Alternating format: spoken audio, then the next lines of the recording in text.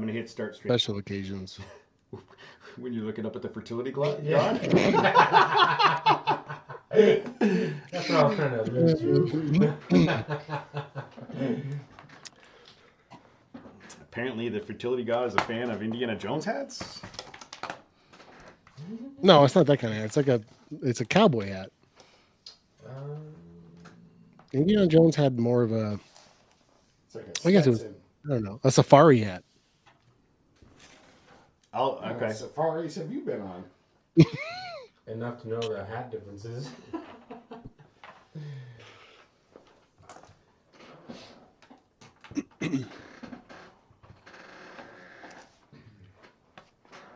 All right.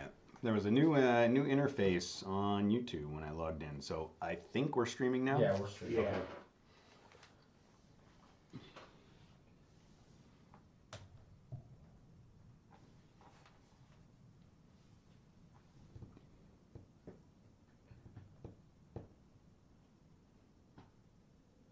Oh, Mark's the first one. What's up, brother? Brother Mark? What's up, brother Mark? See, how come it doesn't show when I do that? It never does. I don't know. When you what? Did you flip everybody off? No. It was another emoji though, but it never comes up. Looks like it came up multiple times. What did you just show me? See, look, like I posted it, and it won't come up on other people's screens.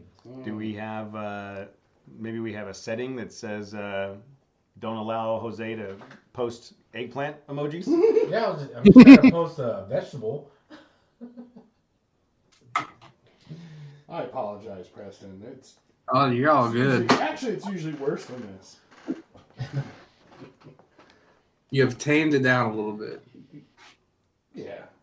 Then again, you never know. Once you get me all riled up on this Diet Mountain Dew, there's no. Sometimes you just can't contain me. Or Jose.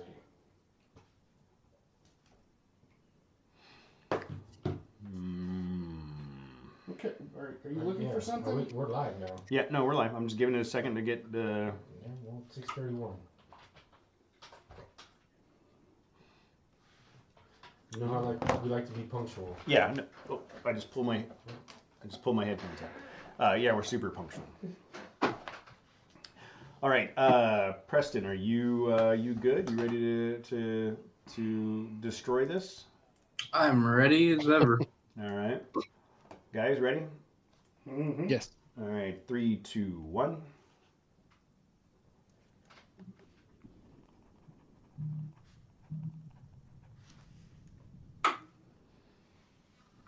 Hey everybody, it is 6:30 on Tuesday night. We are live on YouTube as we are on Tuesday nights. We've already got a handful of people in the chat room, and joining us on the big screen in the studio is Preston Lewis from the Offroad Motorsports Youth Foundation. How are you doing tonight, man?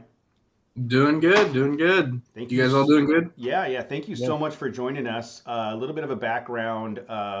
We, right before SEMA, we were doing some research on who was going to be at the SEMA show, and I came across the organization. It was my first experience. You were doing some research. I try to give you guys credit for this shit. Everybody knows that I was doing research. Nobody else here was doing research. I was just giving you the credit for the credit. I looked at the floor map a little bit. Thank you. So I came across the OMYF organization. I thought, I looked it up a little bit, thought it was really cool, and we added you to our map so that we could make our way around. And if you go back to our SEMA episode, you can hear the interview we did with a couple of people on Preston's team talking about what the Offroad Motorsports Youth Foundation is. And then from there started some background conversation with Preston so that we can get him on the show to do a deep dive. But start there, Preston. Start with who you are and how Offroad Motorsports Youth Foundation became a thing. Well, so OMYF kind of had a long path to becoming what it is today. To me, ultimately it really grew faster than I ever thought. But it all started out back in it'd been 2016. In March of 2016, I was getting ready to turn 16. I was in high school and started having some health issues. Couldn't really figure out what was going on. Ended up going to get some blood work done, and that's when they discovered I had leukemia. So at 15, getting ready to start driving, find out I have leukemia, kind of shocked me. And prior to that, I raced motocross, did all that kind of stuff, off-roaded, basically lived a pretty normal lifestyle, but was definitely a big gearhead. My whole family was a gearhead on both sides. So that's kind of how I grew up. And then once I was diagnosed, they said no more motocross, which was like the main thing I focused on. And it really shocked me. So I ended up spending a total of 365 days in the hospital over a course of 4 years. Basically was cooped up a lot. All the stuff I normally could go do, I couldn't do. There was no racing. There was none of that stuff just due to health reasons. Couldn't be around big crowds, big groups of people. So basically got put in a box, in that hospital room. So the thing I found to do to pass time was I would walk. They would let you stay on the unit, they called it. It was just like 18 hospital rooms, and it's set up in a square, and there was like an office in the center, and you could walk around up there if you wanted, but that's like all you could do. It got boring. So I would just walk laps after lap after lap, and I started measuring the laps and figuring out how many miles I was walking.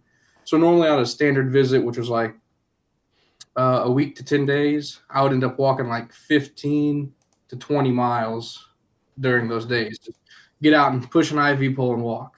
So wore out some wheel bearings on IV poles, but walked a lot. So during that process, my dad was walking with me, and he didn't miss a single trip up there, but he was walking, just killing time. He's like, what are you going to do after this? That was a big question. I always had some big plan dreaming up in my head. That's what I did.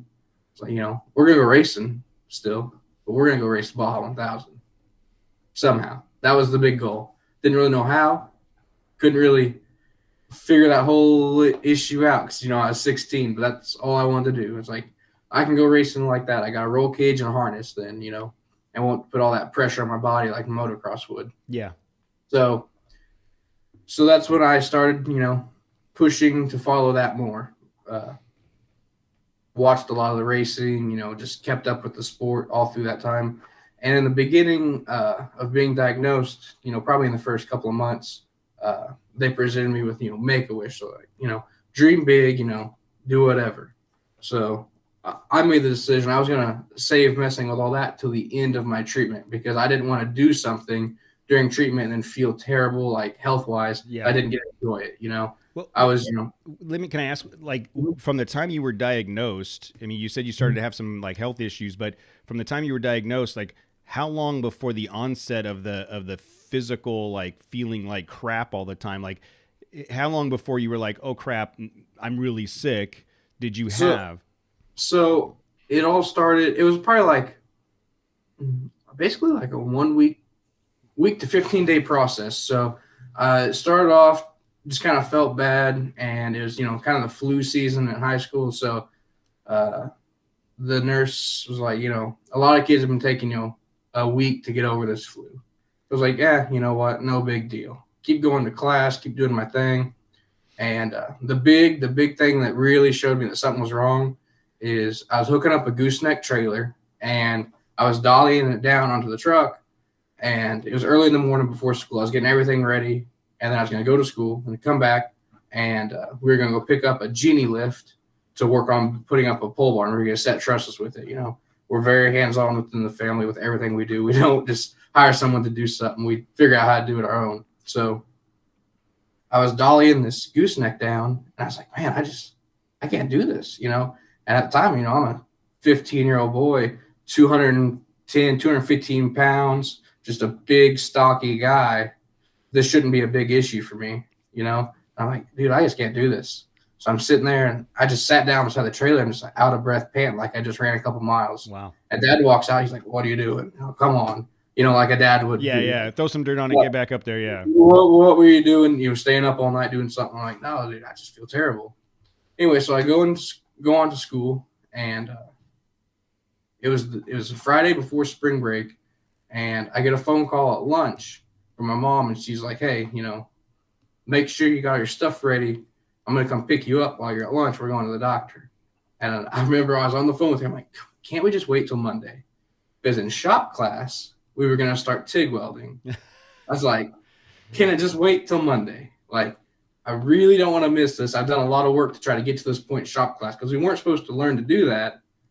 But I saw the welder in the corner, and I begged the teacher. I'm like, hey, can we do that? Yeah. And he's like, So convinced him to do it. And he's like, you're going to make me miss the first day of this. So we go to the doctor. He's like, well, you could be anemic, which is kind of common with younger guys. He's like, I'm going to send you over to the hospital, like outpatient center, have them do a blood draw.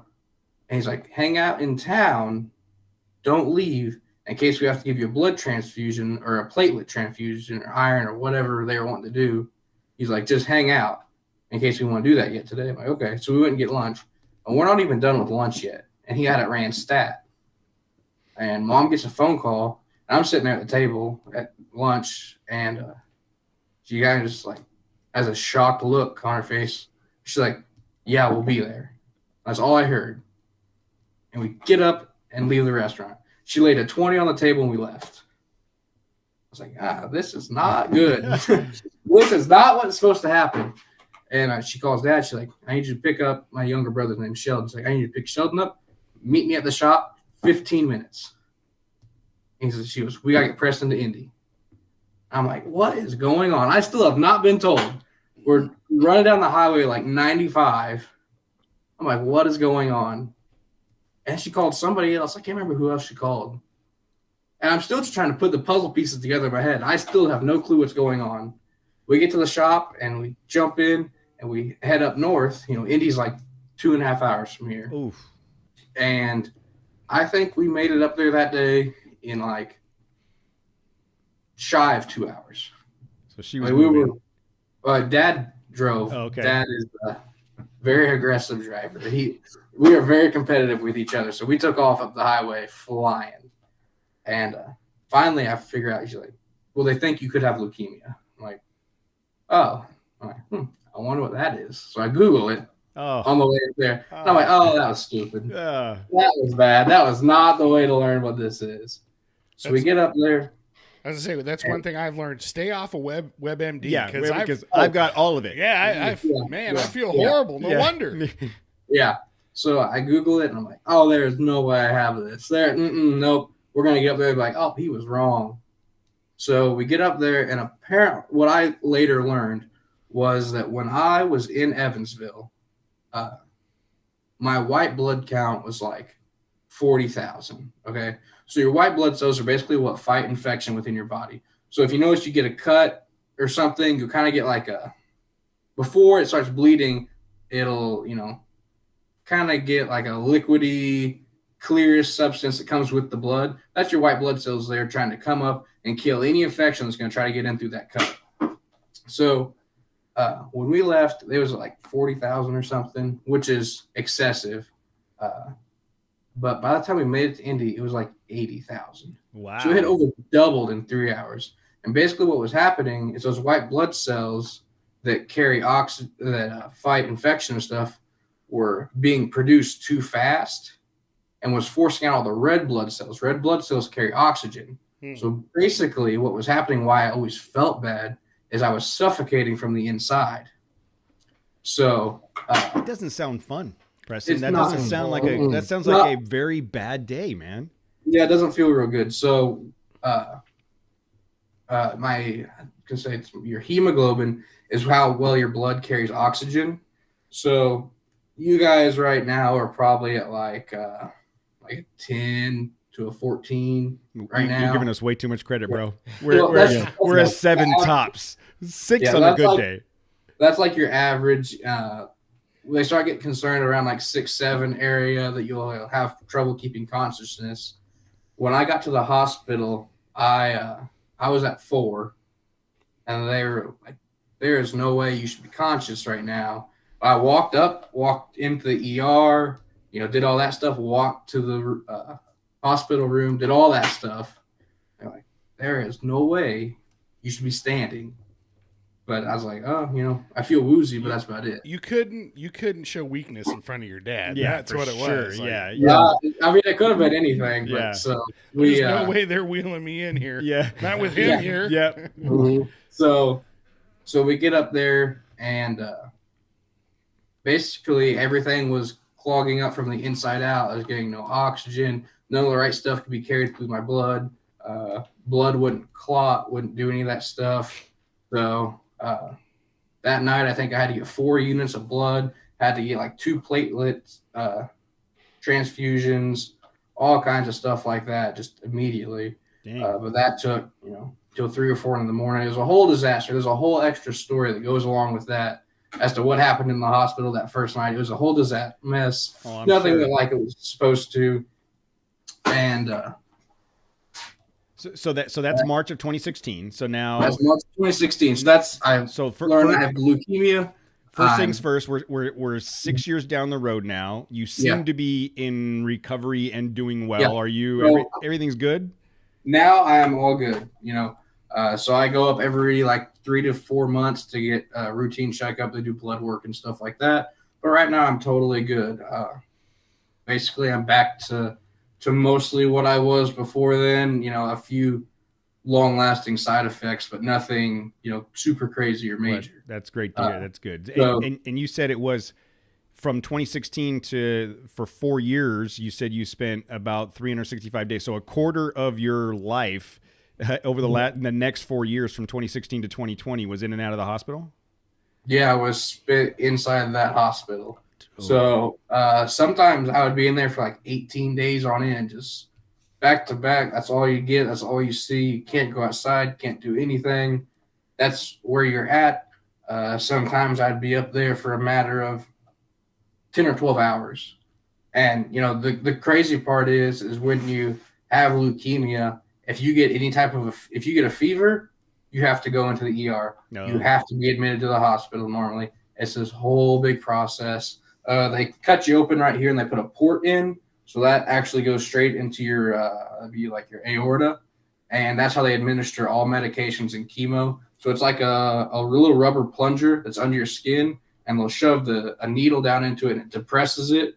And then it lets it all run straight in. That sounds super cool. Yeah, that sounds like something I want to do. Yeah. I'm sure in that scenario, having a pandemic hit the world probably made your life extremely easy at that point with COVID.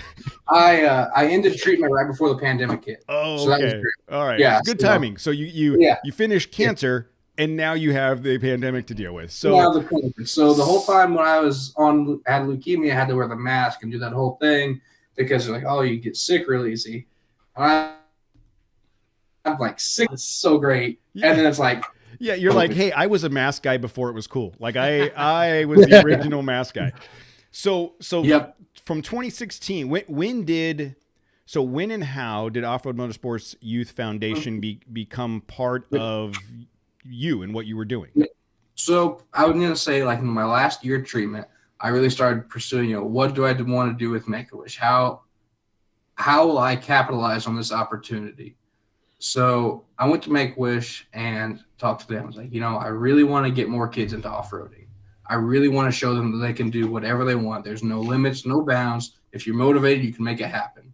You know, I've done all of this at this point. Why should I give up now? You know, anybody, I could have just laid down and been done, and nobody would have second-guessed my choice. I'm like, you know, he was dealt a bad hand. Mm-hmm. And everyone would just be like, yeah, and go on. But that's not really my life, my style. That's not what I do. So I tried to figure out how I could capitalize. Like, I really want to get more kids involved. There's not as many kids getting into racing. There's more kids playing on their phones, playing Xbox, playing video games, and not out there just having a good time. You know, because that was one of the few things I could do. So once I was 16, had a driver's license, and, you know, my 3 or 4 buddies that I could hang out with that I knew that weren't out at parties getting sick and, you know, bringing stuff back to me, we'd hop in a little S10 Blazer and go out to the local four-wheel drive park. And even if we had street tires or mud tires or whatever we get our hands on, we'd go wheeling, we'd go have a great time. Some of the best memories there, not Xbox and PlayStation, all that junk. So I really wanted to get them into off-roading, get them into racing, get them exposed to all that, all the creativity that they can share. So I pitched the idea to Make-A-Wish, and they thought I was crazy. They're like, you want to do what? They really didn't grasp the whole concept. So I talked to several different volunteers with them, and they were really just kind of shocked at the idea. They didn't really understand what was going on until I met another volunteer that was here locally. Her name was Christina Rhodes, and she was into some tractor pulling. She was into some stuff like that. So she kind of knew that the correlation between, gearheads and racing and all that kind of stuff and giving back, because she was from the Make-A-Wish. She was kind of that nice middleman. Yeah. And that's when she was like, let's try to pitch this to them in a different way. Instead of having them help you set up the shop for the foundation and do that kind of stuff, they are the best at making foundations. They are one of the biggest non-for-profits out there. They have all the right people to do that. Why wouldn't they help you with that part? So that's when Make-A-Wish agreed to step in. They took care of all of the legal side of forming a 501c3 nonprofit organization. So from October of 2019 is really when we really pushed hard and really committed to getting all the paperwork rolling, to December is how long it took to form OMYF. Normally that process is about a 2-year process. Yeah. Wow. That's a serious, it's an expensive and serious legal process of filing, waiting for a response, paying a fee, filing, waiting for a response, paying a fee. Yeah. That's amazing that they did that in 2 months. Yeah. So what they did is they connected me with a group here in Evansville. It's called the Extend Group. And what they are is they're like a marketing brand building firm. And Sean is actually on the board of directors now. He's into off-roading. He had a JK, and he, that's his background is off-roading. So when he heard about this, he jumped right on board. He helps with all of our website, all of our brand development, marketing, any of that stuff with us. He helped get the 501c3 stuff pushed through. He helped with all of that. So with the help of Christina, a gentleman named Mike Davis, and Sean, they really helped us get everything rolling. And we were at PRI in 2019 for our launch. So we had a press conference there. We unveiled everything, and that is how OMYF kind of came to be. Unfortunately, in that process, my mother was diagnosed with brain cancer. So I'm going to say it was October of 2018, she was diagnosed with glioblastoma, which is an extraordinarily rare form of brain cancer that's only seen in elderly men. Wow. So it was very unusual. Riley's opened a research, and I'm going to call it a research investigation. They went back and checked through all of their patient data, and they never had a patient and a parent get diagnosed with cancer while the child was still on treatment. That's crazy. So they were very shocked. They went through and cross-referenced and made sure there was no conflicting drugs that could have somehow entered her system that would have caused that. They did a whole bunch of research to verify all that.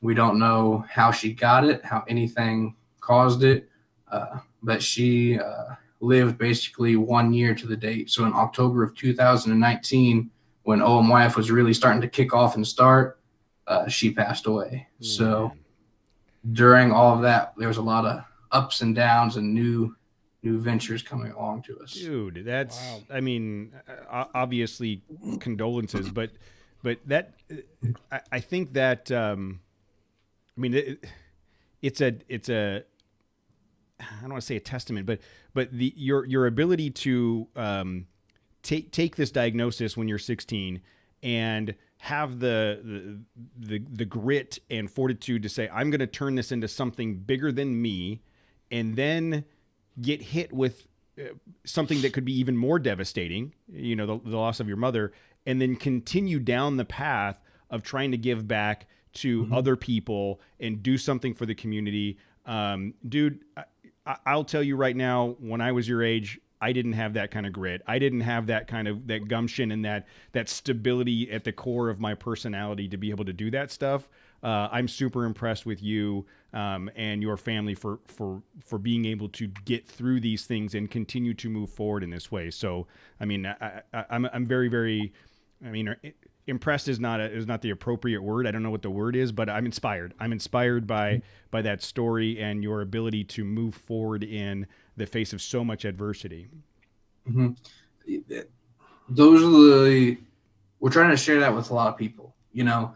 We're trying to share the stability with other kids to show whatever life has impacted you with, take it and grow with it. You got dealt that hand for a reason. You have to find the positive in it and keep going. Yeah. You know, there's a lot of people out there that get dealt the perfect hand at life, I'll call it, and they do nothing with it. Yeah. You know? And there's people that get dealt what society would claim as a terrible hand, and they go out and form, you know, Fortune 500 companies and revolutionize the world. Mm-hmm. So it all boils down to what you make of it and how determined you are to succeed. Because only people, you know, we're trying to share that with more people. And I think it boils down to that, but it also boils down to the support system around you, right? So, so if I'm a kid that gets dealt that hand and I don't have a very strong a foundation in my family or extended family, and I don't have a positive influence or someone that's able to say, hey, let's find a way through this and find the positivity in this, then, you know, that kid, that teenager is only going to be able to push so far on his own. An organization like yours that says, hey, look, we've been there. We've been through this. We understand it. We're going to help provide you the tools, the mentoring, and the mindset to get through this and on to bigger and better things. I think that's a huge aspect of what you're doing. Yep. Yeah, we were in a meeting last week with our board of directors with the foundation, and we were discussing, you know, what are the key details we want to see more in kids. And one of them that was brought up was curiosity and creativity. If you have those two things, the possibilities are endless. You know, with that, motivation comes along, and you can build and create whatever kind of lifestyle you want to lead.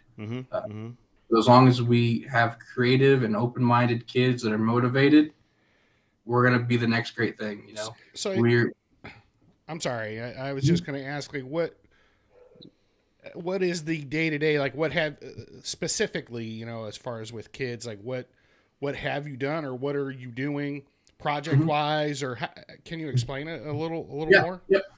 Yep. So what OMYF does is we get kids involved hands-on with automotive with custom fabrication, welding, all the shop skills that would go into building a fully formed race team. Along with, we teach the social media, the marketing, the logistics, the brand management, the shop management, everything it takes to actually run, manage, and operate a full-blown race team. And we're going to be competing in the 2022 Baja 1000 and the Unlimited Class Trophy Truck Series. So basically, the Rob McCachran, Robbie Gordon, those trucks, that's the truck we're going to be running. There's going to be kids driving it. There's going to be kids co-driving it. Kids are doing the pits. Kids are doing the welding. They're doing all the fabrication within it.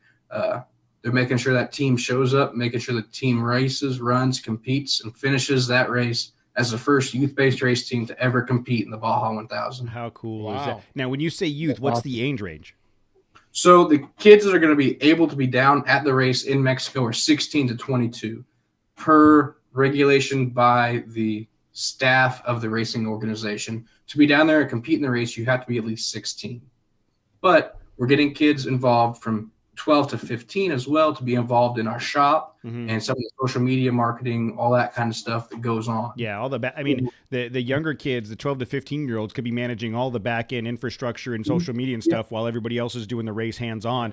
I mean, that's think about that in the you know, going back to when I was a kid. If that opportunity presented itself where you got to learn all of those different aspects and all of the different components and mentoring along what you just talked about, I would think that would set some of these kids up for huge opportunities going forward. The motivation to continue to, the hardest part is starting, right? But if you're part of this organization and someone's showing you how to start, man, that's an amazing thing. Yeah, we're trying to open up the opportunities in racing that aren't there. So the big issue with this high-end racing, I'm going to say, is unless you have the right last name or a deep checkbook, you can't go racing. I mean, if you do, you have to start in the very, very bottom class. You have to build up. And by the time you're built up to the top-end racing, you're 55 years old. You're worn out and tired, and you're like, now you hand it off to your kids. Yeah. And then it grows, and then, if they don't love it, poof, it's gone. So we're trying to take the kids that love it, that didn't have anybody to build them up to that point. We want kids that are motivated and determined to want to go racing, want to get involved, and want to learn more about it, and help them find their perfect fit into the racing environment. So the extra part to this is, through colleges, if you go into your major and get there and you're like, man, this is not what I thought it was going to be. Now you've got to change majors, which is expensive. Mm-hmm. You potentially already have 6 months wasted into that major. You got to try to convince your parents that I need to change majors, which is never easy to do. And it's just a whole long, drawn-out process. It eats up your time. And if you change multiple times, you kind of burn up your whole college career. So what we want to do is let them come to us, work with us, to where if they're like, man, I want to be a welder, and they get in there and they've worked on it for 5, 6, 10, 12 days, and like, I hate this. Yeah. Like, okay, what do you think about, the social media and the marketing? Yeah. Casey's a welder. He hates it, but he still does it because he can't You do mean anything I didn't else. have to continue to do that? Yeah. You had options, dude. You could have done something different. Yeah. So we're trying to let them find that option they truly enjoy. If you truly enjoy it, you're going to be determined and dedicated to be successful through it. Mm-hmm. When I was trying to get into colleges and navigate that path myself, so through my treatment, I went to a technical school here locally while I was still in high school for mechanical engineering design. During that time, I wasn't able to attend the physical school as much. They worked with me. I purchased a computer that was large enough to run all of the CAD software. They downloaded it all onto my personal computer. And when I was in the hospital, I would do assignments and work on that. When I was able to start attending the physical school again, I was actually able to pass my SolidWorks certifications, which most colleges aren't even offering. So I am certified as a SolidWorks user. And then from there, I got a Kiwanis Award for Excellence in Engineering in the Evansville region. And I graduated from that tech center with mechanical engineering design. That's dude. The more this guy talks, the more I feel like a loser. I'm like, I'm twice his age. I haven't done half this shit that he's done. Yeah. And I didn't even have to go through all the shit that he's gone through. You're just making me feel bad, Preston. I appreciate, I feel completely unaccomplished and lazy. That's what. All right. Thanks for coming on the show. Yeah. All right, dude. We're done with you. I don't want to talk to this kid anymore. So a question about the organization though. The kids that are participating in the organization, are all of those in the Southern Indiana, Indianapolis area? Nope. So our program we're setting up to be remote and hands-on. So kids that want to get involved from, we'll say, California or Phoenix or Nevada or wherever, they apply online. We're still getting our online application portal set up to where they can kind of tell us who they are, what they want to get involved with, what portion they want to be in. If it's welding, we're going to have like online tutorials so they can, get involved with, watch, kind of see what's going on, make sure that's more the path they want to push towards. And then we set up times for them to come out, fly out to us, spend time in the shop, work on the truck, work with the team, and we work with their schedule to make sure they can be out here getting hands-on experience. The social media and marketing, that's easier to work remotely, The logistics planning of how the team gets moved from Indiana to Mexico for the race, that's easier for someone remotely to do. Yeah. So there's jobs that you don't physically have to be at the shop to do that you can still learn a ton from and capitalize on. If Corona has shown us anything, is that you can do a ton through a Zoom meeting and a laptop, Yeah. There's people working all over the place. And you said that even I could do a lot through a laptop. That's crazy. Surprising. The FBI has asked you to stop doing some of those things. I don't think you should broadcast that. You said 12 is the youngest age, though. Is that? Yeah. That's kind of because I've got a 11-year-old nephew that He's 12. is he 12? I've got a Oh, 12-year-old. way to go, Uncle Cody. I've got a 12-year-old nephew that is a massive gearhead. He's the kind of kid that will tear shit apart just to see if it can work, and he'll go. Did Casey just blow his nose without turning his microphone on? Sorry, Preston. This is a professional organization here. We're going to mark this at 39 minutes that Casey stepped away from the microphone about 6 inches, just far enough to blow his nose so we could hear it on the microphone. So when he comes back, we'll make sure that we point that out. So, but seriously, my nephew would be the perfect candidate for something like this, where he takes stuff apart. He gets super amped about remote control cars and. Oh yeah, no, he's a Lego freak, and he and I put together he got a Rubicon Jeep. Like, it has full on suspension. You can turn the wheel, like the steering wheel and everything. At least 1,000 pieces. I mean, a billion pieces. He had that together the first day he had it. Like, boom, he was already, look, Dad, you know, and I helped him a little bit, but. He pretty much saw me struggling and just said, "Give that to me. You need to look at the instructions." Watch out, dumb old man. Yeah, you big dummy. I'm like using my glasses, like, what color are we supposed? Anyhow, and then he got a giant Atlas V rocket. This thing's like 4 feet tall. He had it together in half a day. Yeah. Like, he'd be the perfect candidate. Casey, Absolutely. Just for future episodes, wherever you were that you blew your nose, you need to go further away next time so that my brain was trying to come out through my nose. Well, then turn the microphone off before you expel your brain from your nostrils. I have time please. for all that. And actually, we would like to see that. Yes. Blowing your. I don't. You don't want want to see that. nose. I don't know that you've got a lot to release. If I'm being honest, that you should keep some of that in. That's why I'm already done. All right. So Preston. Someone from 12 to in the early 20s, they want to get involved. They're going to be able to go to the online application process and apply, and then get. I'm sure there's a vetting process. There's some kind of review process that you guys go through with the board, and then they get involved in this program.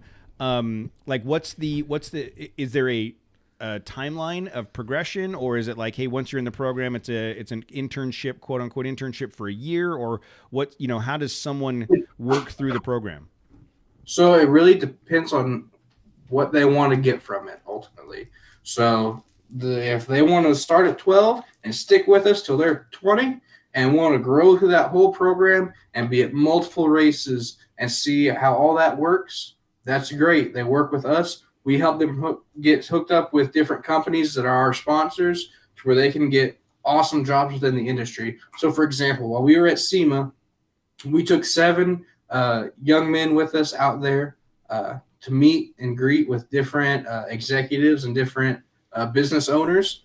We talked to the owner of King, and by the end of the conversation, he wanted all of their resumes so he could look at them as potential engineers for their company. Because they're needing more production engineers and more designers involved with them.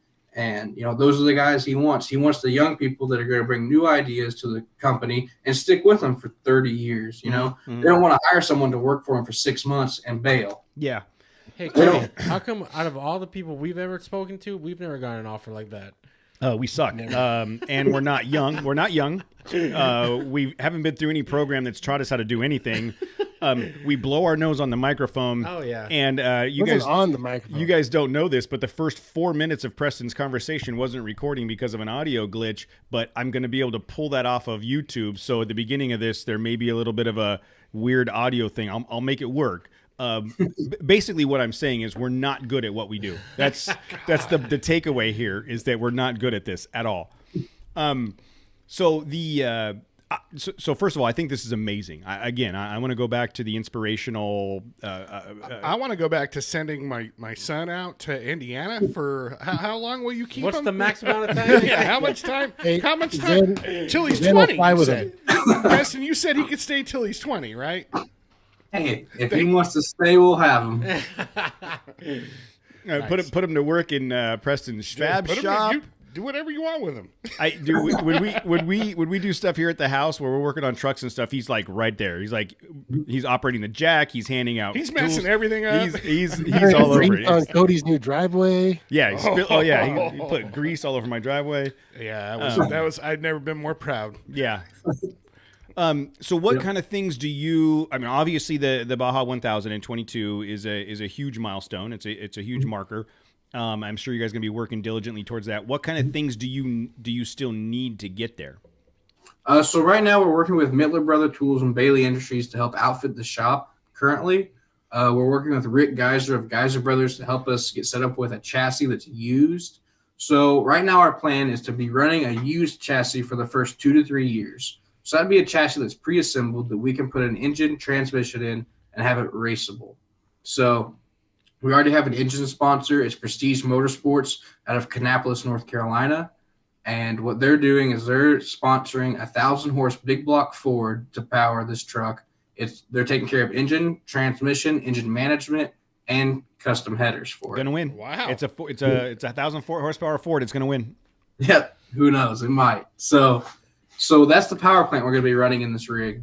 And then basically that truck will be raced while the other truck's getting built. So we've been working with a separate builder that has agreed to donate us his CAD files. So most teams won't do that because they don't want their secret sauce getting out. Yeah. There's proprietary ways to how they build their chassis.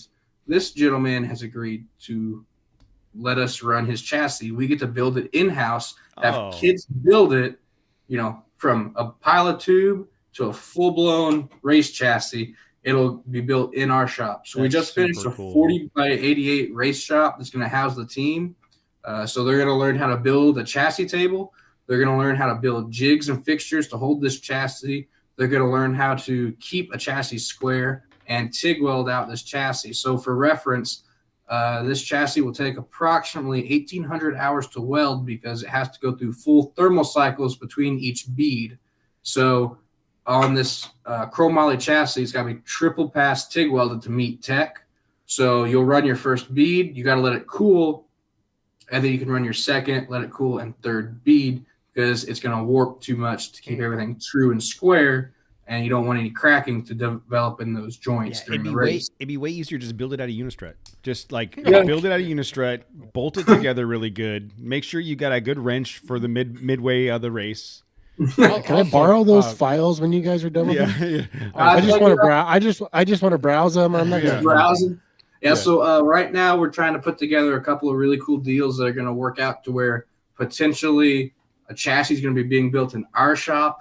And there's going to be a chassis being built in the gentleman that owns the files shop all the way out in Phoenix. So basically 2 identical chassis are going to be getting built at the same time. They're going to be broadcast on YouTube to where you can watch 2 chassis be built at the same time to compete in the same race by 2 totally separate teams that work together. Oh, and I hope the kids blow them away. The kids are going to get it done 4 weeks faster than the other shop. It's gonna... That would be ideal. You're lucky because Matt just got a welder. Yeah.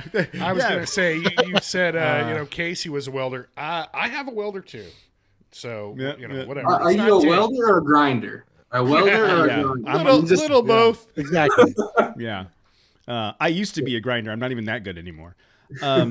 So you're working with vendors and manufacturers to get parts together to build the chassis. I mean, to build the chassis, to build the race truck or the drivetrain, all that stuff. Yep. Are you timeline wise? Do you think the version 1 of the truck is going to be ready for the Baja in 22?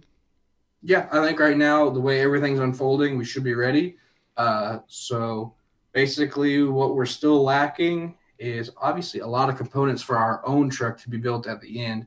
But as long as this rolling chassis that we're working to finalize the deal on comes through, basically we'll have to get our engine transmission in. We'll have to make sure all of our GPS is all set up correctly. We'll have to make sure all the seats will fit the guys who are going to be running the truck. And we'll have to outfit all of our chase trucks to be ready for the race. Okay. So I have a Nissan Frontier.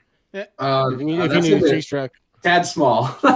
So we're going to be running, as long as everything works out, 4 F-350s, diesels that are going to be supplying support along the race. They're going to be holding all of our extra tools, parts, all of the equipment necessary to keep the truck out there and competing. So that's where we need more sponsors to step up with like hand tools, stuff like that to help outfit the chase trucks. You know, that's a big endeavor because you have to have 4 sets of everything. Yeah. You know, Yeah. you don't have. It's very different from just being able to work in your shop. You have to take your shop with you 4 times on this race. You know.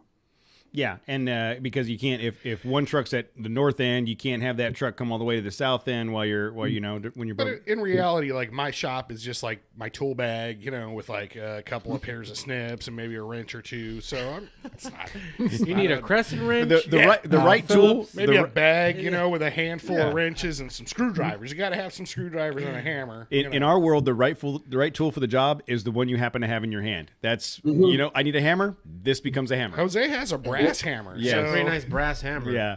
Well, and you know, sometimes that has to happen. So we have to show the kids creativity. You know, when you're in the desert and something's broke, it may not be the right way to fix it, but if it gets you across the finish line, it's good enough. I just saw a post where some people were broke down in the desert and they needed jumper cables. They didn't have jumper cables, and they came across barbed wire that was on the ground, and they snipped a bunch of barbed wire and clamped it to the bare wire. bare barbed wire. That's dangerous as shit. Bad idea, but creative. And it got them home, I bet. Yeah, that was the most important thing. Yep, get the thing started. So then, what are the things like? I'm sure there's a whole complement of helmets and race gear and radios and tires and all that stuff. I mean, is all that stuff coming along too? Or are you still working on it? We're still working on all that stuff. It's those companies are working towards getting all that stuff committed right now, but there's nothing set in stone for some of that stuff. We're working with a company for wheels, so they're actually in the development stage of a wheel designed for the desert. They build 24-hour Le Mans wheels. Oh. And there's a good possibility, as long as everything works out the way it's supposed to, we could be doing some of their testing before the wheels are able to be sold during the race. So we may be able to get that first batch of R&D wheels to run. We're trying to work with BFG to get taken care of on tires. So BFG offers a whole pit system at the race. So if you run BFG tires, you can pull into one of their pits as long as you're scheduled to have tires there, and they will have guys waiting to put tires on you during the race. So it takes some of the stress off having chase trucks positioned every so many miles. Yeah, you know? yeah. So we are hoping to go with BFG on that just because that big extra perk. It takes a lot of stress off our guys to be able to stay in the race. Yeah.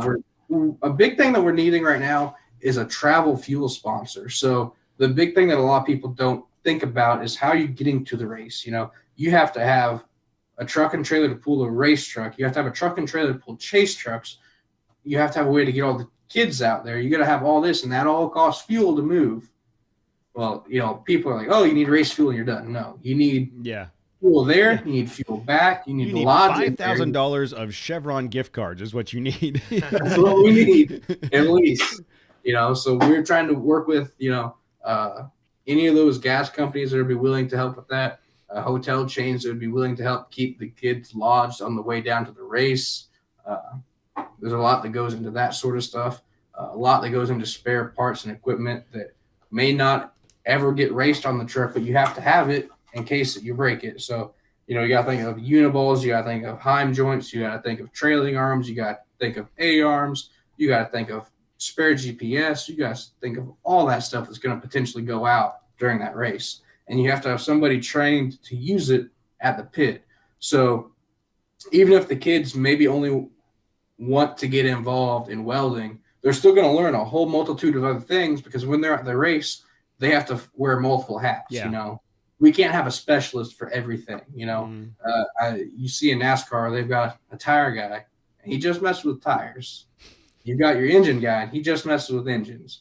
You've got guys that just adjust the track bar. You've got guys that just do this. Well, we can't have that. We need people to do it all. Yeah. You know, they have to be very diverse in their knowledge. They have to be very critical thinkers and creative. See, Cody, and then I've been trying to tell Cody, I can't be a specialist at everything, dude. Well, if you were a specialist at one thing, I'd be happy. being not good at everything is not the same as not being a specialist at anything. Well, that's true. So the leading up to the 1000, are you guys going to be able to get the phase 1 truck built and tested, and like, do you have any intention to go do a couple of dry runs before you get out to Mexico? Yeah, so the truck's going to be tested. We're not going to be racing the truck prior to that, just because it's going to put too much stress on the team and too much stress on the truck. Yeah, leading up to that race. So we've got some property in Kentucky. We have an agreement to be able to use. Got about 1,000 acres down there that we can run on, do whatever we want. And we also met a gentleman in Baja this year. So we went down to Baja as well. So we went to SEMA. Then the next week we went to Baja. Wow. Then home for 2 weeks and up to PRI. So we've been all over the place the past, couple months. But we met a gentleman in Baja from Vegas that runs the Driven Experience. Have you heard of them? Yeah. Yep. So he also has a ranch in Oklahoma called the Crossbar Ranch, and he teaches off-road racing and off-road driving. So he's agreed to let us bring a truck down once we have it running and driving, and he will give instruction to the kids on correct ways to run in the desert. We also have 2 Honda Talon side-by-sides that we are using as trainers, we call them. Yep. So the kids can get seat time in that before they're in a $700,000 race truck. See, I was going to offer to have you guys come out to Johnson Valley. We would meet you there, and we would train your guys. But what Matt would do, it's drinking beer, and hanging out. What we would teach them is how to hang out at the campfire, talk trash to each other. They'd be good at it. And then there's only 2 speeds. It's either parked or balls out. That's the only 2 ways that Matt knows how to drive. But that's cool that you're going to have the opportunity to get some dirt under the tires a couple times before you actually get down to Baja. Yeah. Yep. So the truck's going to be completely tested before we take it out there. Shocks tuned, everything dialed in and working. We're not going to take an untested truck down there. That's a little bit. We would. For us. Yeah. 100%. We would be like the night before. It's done. Yeah. Let's go. Let's see what happens. Matt, these are really all the tools you brought? Literally just one bag. Yeah. If it can't be fixed with this, we're done. And we're my done racing. imagination. Yeah. I got baling wire and duct tape. I brought duct tape. Yeah. So we also have Skip Barber is getting involved with us too. So Skip Barber Driving School is working with us. We're trying to put together like a collaborative plan to where some of their kids get to come out and run with our team. Some of our kids get to go up and run and get instruction from their professional race instructors for, an extra level of driving precision. Skip Barber also has the plans of adding a dirt course to one of their tracks that they run on. So hopefully we will be partnering with Skip Barber on that dirt track, on that off-road course they're calling it as of now. Mm-hmm. I'm not sure what the exact plans are with it, but and how many kids are you planning on taking down to Baja for the actual race team? About 20. Oh wow. Yeah. So most of those teams are 20 to 40 guys down there that are racing, So as long as 20 of ours are kids, and then we also have to have mentors. So that's another element that a lot of people don't think about, and kind of underestimate themselves as, is we need mentors and volunteers to go down on this race to help these kids. The kids are sponges. They don't already have all the answers though. So we need other people down there to help mentor them through that, people to help with some of the welding and, problem solving down there, because stuff's going to break. It's just how it is. You're going to have to do trail fixes. We need that. Sorry, I'm picturing the scenario in which Matt is down there at the as a mentor going, okay, look, you don't want to go to Senior Frogs. Trust me, the last time I was there, I lost $500. There's this other cantina down here. Come on, guys, I'll show you. Yeah, Matt's. There's in that movie Benchwarmers. Yeah. With that one guy that pitches. I'm gonna show up down there with that piece of paper that says I am 12 and a $20 bill in there. Yeah. That would work. But you're right. I mean, I think the idea of having 20 kids, I'm going to say kids, teenagers to young adults, running this team with some guidance, some mentors to guide them is super cool because from my perspective, you think about race teams, successful race teams. These are, you made the point earlier, these are guys that have built it up, since they were kids, or they got handed some, not handed, but they're part of a legacy of families that have done it, and they're all 40s and 50s, because that's how long it takes to get enough money to be able to do this stuff. And I'm really excited to see what your team is able to do with a bunch of hungry, efficient, like sponge knowledge kids busting it out in Baja. I think that's going to be absolutely cool. Are you partnered with any media company to help? Like, to me, this sounds like the makings of a documentary, right? This sounds like you need to get Netflix or National Geographic or somebody involved to film this process and create a documentary around how inspirational this is and how important this is going to be in these kids' lives. So we don't have anybody like that set up yet. A cool element that we're trying to include is through that local tech school that I went to, they also have a media division. So what we're going to be doing is they've agreed that two of their students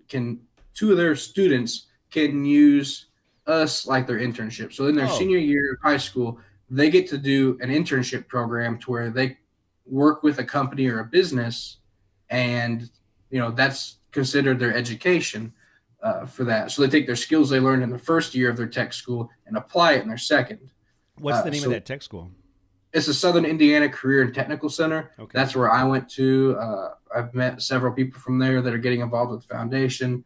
It's a really great program. They offer anything from, like I said, mechanical engineering. They do machining. They do HVAC. They do welding. There you go. They do general construction. They do health and safety. They do nursing, radio media, broadcasting, and culinary arts. So it is a technical center that really offers a ton for the kids. So we're trying to work with them. But two of the kids are going to be coming down to the race as licensed drone operators. So they have a drone class within their media division. Yeah. And they're going to be coming down to document and live feed a lot of the race back to Riley's. So before the truck goes to the race, it's going to be taken to Riley's Children's Hospital where I was treated. It's going to be put in the foyer for about 2 weeks, and all of the kids that are there with any kind of illness or treatment is going to sign the truck, and they're going to be part of the team that's out there on the track. That is so awesome. That is so cool, man. If you guys need an instructor for your drone program, Matt over here. Matt's a drone pilot. Well. I was going to say, I could have used some drone training earlier this year, but whatever. So the backstory is Matt got a drone, turned it on, lost it 5 minutes later. That's the last time he saw it. And then didn't you get a new one for Christmas? The restraining order. I got it back. The one time in life, social media was actually helpful. I found my drone, and then I went to turn it on again. I turned it back on, and that drone just didn't want to live with me. Okay, I'm still dealing with that emotional loss and the rejection. But didn't you get another for Christmas? No, I said nobody was dumb enough. It was to on do his that. list. Nobody was dumb enough to do that. This guy wants another drone. Moron. Oh man, I would love to see. All right, kids. Here's what you got to do. Step one. First thing you do is tie a rope around this thing, because we have no idea where it's gonna go. We have no idea what's gonna happen from here. You got to tie a rope to your belt loop, and that way you can always find it. Everybody on a dirt bike and just ready to run this thing down. Keep an eye on it. Just tassels hanging down just so you can still see it. It's funny. Well, dude, look, again, I'm going to go back to the fact that I think I'm going to speak for all of us and say that we are all losers and haven't. You're not wrong. No, we're not wrong. Dang. And, I'm say it out loud. I'm very, very impressed and very inspired with the story, with your grit, with your willingness to give back to the community, and the idea that you're at such a young age, you're looking at the bigger picture, at things outside of yourself, and not worried about necessarily how an instance in life affects you directly, but that impact can be lessened for those around you, and what other things you can do. I think that's an amazing trait in you as a person, and it's super inspirational for the rest of us. What's the kind of final thoughts before we let you go? What's the best way for people to get involved and get to follow what you're doing? You're on Facebook, I know, at OMY Foundation. You're on Instagram at OMY Foundation, and the website is omy-foundation.org. What's the best way for people to get involved? So you can reach out to us through any of our social media platforms like that. You can send us a message. Those messages will make it straight to me. I'll be able to respond to you. If you get on the website, the phone number on the website is my direct cell phone number. If you call that pretty much anytime, I'm going to pick up. You can text it, anything like that. Any questions, you can reach out to me that way. If you want to make contributions, you can go to our website, click on the drop-down menu, and click Shop. Then a donation button will come up along with all the hats, T-shirts, coffee mugs, all that kind of stuff that you would want to purchase. With us being a 501c3, all contributions are fully tax deductible. So that's the cool thing, is if corporate companies want to get involved at the end of the year, any of their donations are completely tax deductible for them, just like a church or hospital. If they want to donate any kind of a product, like a used welder or something like that to us for the kids to use, they can write that off on the taxes. How about a welder that we know isn't going to get enough use or not be used properly? I was taking that as like me, an old unused welder, one who No, welds. I'm saying you should take the welder and ship it out to Preston, because they're going to make better use of it than you are. That's probably true. Well, our address is on the website. Look, once he sees my completed bumper that I'm fabricating, yeah, I've been fabricating it for a few months now, but once it's done and it's mounted and everything, he's gonna be like, dang, that he really should come on out here and instruct some classes in bumper fabrication. Go check out his first welds back from Look, not Jose, welding. I didn't realize that I had the packing film still on Yeah, my he's mask, gonna be like, all right, kids, And I step couldn't one, see. remove the film from your welding helmet. Lessons learned, guys. You got to start somewhere, and sometimes you start a little further than you thought.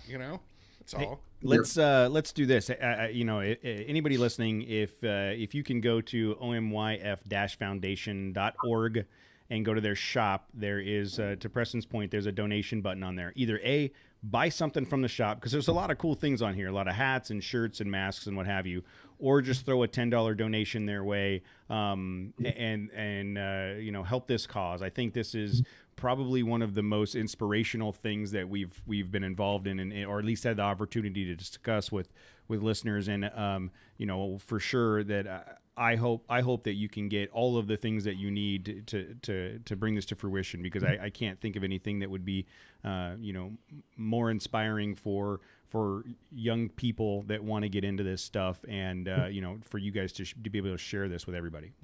Yep. Yeah, we're looking to get more kids involved, teach them that there is no bounds, like we like to call it, it's a high octane college with no tuition. Nice. It's all no cost to the kids. Whereas for the most part, it's usually high tuition college with no octane. I mean, that's what society has become. When I was trying to get into colleges, I went for a tour of a motorsports engineering degree. That's what I thought I was going to do. I went and toured the college, and after going through everything, you got to, in your senior year, you got to build a go-kart, which was a pre-bought frame, and you built a Briggs & Stratton engine. And that was your senior project. That sounds super cool. Oh yeah, and they had an engine dyno. 19. Yeah, they had an engine dyno there, but it hadn't been ran in over 10 years. Yeah. The instructor that could run it had since left. They had all this awesome technology, but no one willing to teach. Yeah, and the whole course only cost $250,000. Oh yeah, it was crazy. And the instructor looked at me and said, "You shouldn't get into motorsports. Get a desk job." I was like, well, that's an odd thing to try to tell your students. Yeah. Wow. Yeah. Yeah. So needless to say, I did not go to college there. I pursued a mechanical engineering degree at USI. And now I'm doing all of this. I'm teaching kids to fab. I'm teaching kids to get in the shop, get their hands dirty, be creative. capitalize on opportunities and go fast, you know? And I think you're teaching us to be a better person. Honestly, I think this is really cool, man. We want to get more people involved. We want to get in volunteers and mentors involved, you know? So anybody that wants to get involved can reach out to me directly on the cell phone. Give me a call. We're going to have a volunteer and mentor portal put up at the same time that the kids portal goes up. So if people want to be a mentor, they can apply there, kind of tell us what skills they want to offer, what they want to help with, and we can get a time set up with them. We also have a volunteer side, which is more for the chaperone and the, you know, just hanging out, making sure stuff doesn't go wrong kind of deal. They have that opportunity to apply as well. We've already got a welding instructor that is donating time to come out. He builds chassis for other trophy truck racers. He's going to be coming out giving several lessons to all of the kids and helping with some of the fab. I know Geyser Brothers is going to try to get some of their guys out here to help with the truck and help teach the kids. I know Brenthal is interested in getting some guys out here. We've got Nyapco Drivelines. They are from Wisconsin, I believe, and they're the leading producer of drivelines in the world. So basically all the Ford SVT trucks, Broncos, all of that run their drive shafts and U-joints. Mm-hmm. And what they're doing is they're going to take our team of kids up to their research and development department and teach them how to build the drive shafts, how to balance the drive shafts, why you cut them to what length, how to properly weld them. And the kids will actually build the drive shafts to go in our truck up in their facility. They'll build all the spares. We've got a carbon fiber sponsor that's coming on board, and they're going to come down and do seminars with the kids and teach them how to mold carbon fiber, how to lay it, how to actually capitalize on it, not just take a sheet and cut it out.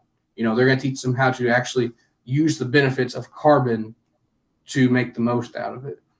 Dude, that's so cool. That is so. That's right, man. I want to go back and be, for so many reasons, but this is one of them. I want to go back and be a kid again, and mostly for the fully functional body parts. But I would love to be able to, you know, thinking back, to have the opportunity to do something like this. Dude, you are you're inspirational, man. You're a lot of fun to hang out with, and I'm very, very excited about what you guys are doing. And you know, I'm sure you and I will have some more conversation in the background about some stuff. I've made some notes on some things, but.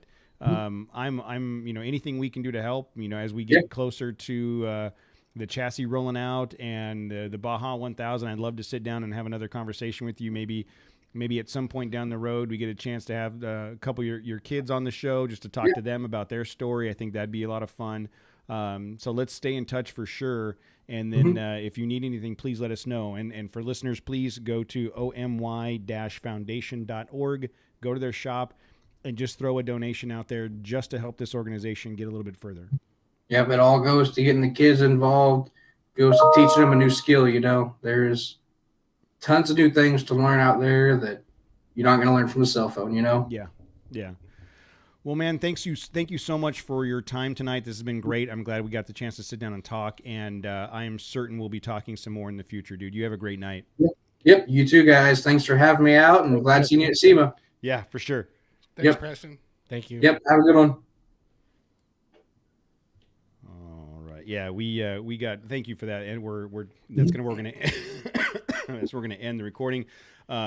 Yeah, the first 3 minutes, I looked over and noticed that you're recording. None of your audio was coming in because of one of the settings on my computer.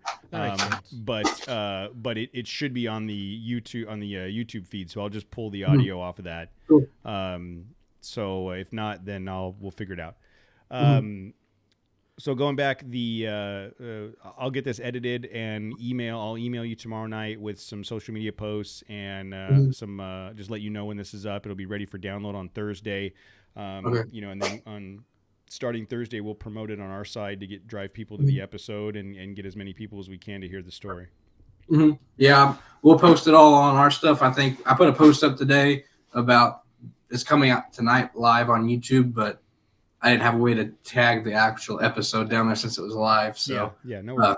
Yep, all that's up, and yeah, we'd love to get more people to our site, and we'll try to send some people your way too. Yeah, and then anything we can do to help. Like I said, I've got some ideas in my head for some of the stuff that you were talking about that you might need.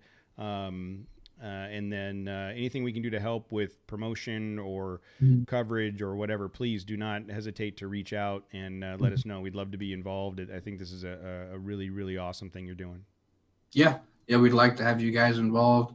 The documentary idea, that was cool. I hadn't thought about that. No, yet, seriously. So. I mean, that could be that could be. You want to, maybe that is a senior project. I mean, you go to one of these media schools that you could literally start the background story of going back to 2016 and the things that you and your family have gone through and how that out of that came the inspiration for this, and then it culminates with the Baja. I've got goosebumps.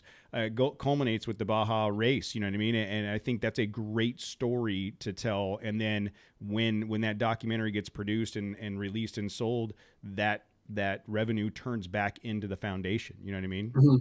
Yeah, that would be awesome. I'm gonna try to pursue that and find a way to make that a possibility. I hadn't thought about going that route. I'm not really sure who I'll reach out to, but I'm sure I'll try to bump into somebody. Yeah, and I've got a friend that's a video producer. That's what he does for a living. I'll try to have a conversation with him to see if he knows the best way to proceed with that. But it could be as simple as a senior project for one of these schools. It could be a up and coming YouTuber that is just in the area that wants to follow this and use it as content that you could collaborate with. I don't know, but I do think that 2 years from now, well, not even that, we're now a year and a half from now, when you guys are in Baja, that's this year, bro. That's this year. Shit. What's wrong with you? Damn it! Yeah. So in November, sometime in the future Yes. or past, however it works. when you guys are at Baja, that's going to be the culmination of a lot of emotion and effort and all kinds of stuff, and it would be awesome to be able to capture all that going back to today, and be able to look at that down the road. I think that's an inspirational story.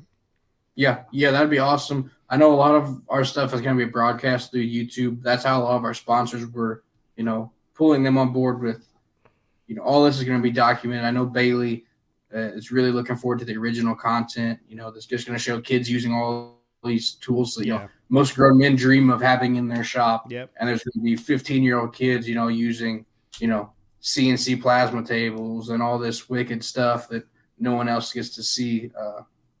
We are working with a group called the BLM Group. They're a precision laser cutting company out of Italy that has 8 different global headquarters, one of which is in Michigan. So we are going to be going up there and presenting to the CEO of the company this idea, and pending all that goes through, like everybody below them says it will, our whole chassis is going to be cut on their most advanced laser tube cutting system in their foyer of their main headquarters, and it all is going to be broadcast on YouTube. Wow. And we're going to be TIG welding together part of the chassis that goes back up into their shop as a display for their CEOs of other companies that come through there. So all of Honda, Polaris, Can-Am, Yamaha, Suzuki, Sea-Doo, all of them that use any kind of tube cutting or CNC laser cutting uses their products. That's amazing. So, dude, super cool. I'm going to tell you, this is the skill sets that you've developed over this time. You are on a trajectory that's, at your young age, you're on a trajectory to do great things. I mean, the ability to sit down and talk to a CEO, that sometimes takes people into their 40s and 50s to have that comfort level to be able to do that and to coordinate this kind of stuff. And you're pounding that stuff out day in and day out. And beyond whatever the foundation does, I see huge things for you in the future, man. Mm-hmm. Yeah, we are. Hopefully, the 10-year goal is that the foundation is going to be large enough to where we're branching off into separate off-roading ventures, meaning hopefully open up something in like rallycross, and open up a program to go do all of that. You could do a full street program for formula racing. You could do drag racing. There's so much in motorsports that you could get into.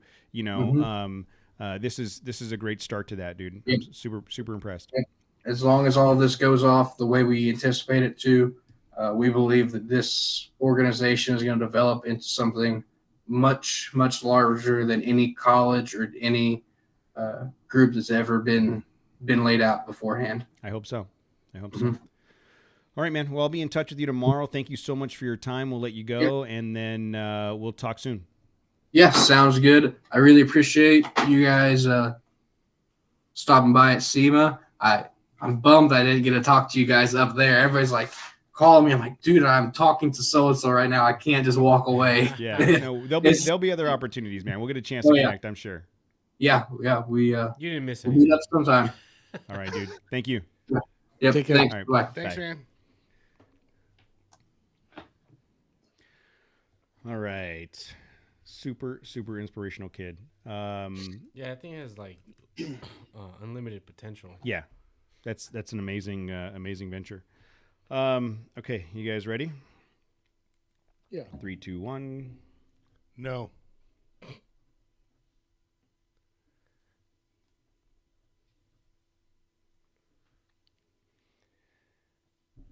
All right, so thank you so much to Preston for the conversation, the interview, and for again making me feel like a failure. I mean, he didn't make you feel like a failure. That's just the way you feel. Yeah. Speaking of failure, Matt did a thing this weekend. What did you do, Matt? Oh, we're gonna start off. We're gonna start with yeah. this. How do we not start with this? How is this not the headline? I mean, I probably would have, but we had an interview tonight, I guess. So what did you do this weekend? I made a purchase. You're a proud owner of something now. You know what? Not a proud owner, probably. Well, we can discuss that, but Monty and I got to throw Monty in there. We bought a Ford Explorer. Woo! Whoop whoop whoop! Wop wop wop! Vuvuzelas. Matt is part of the Ford family.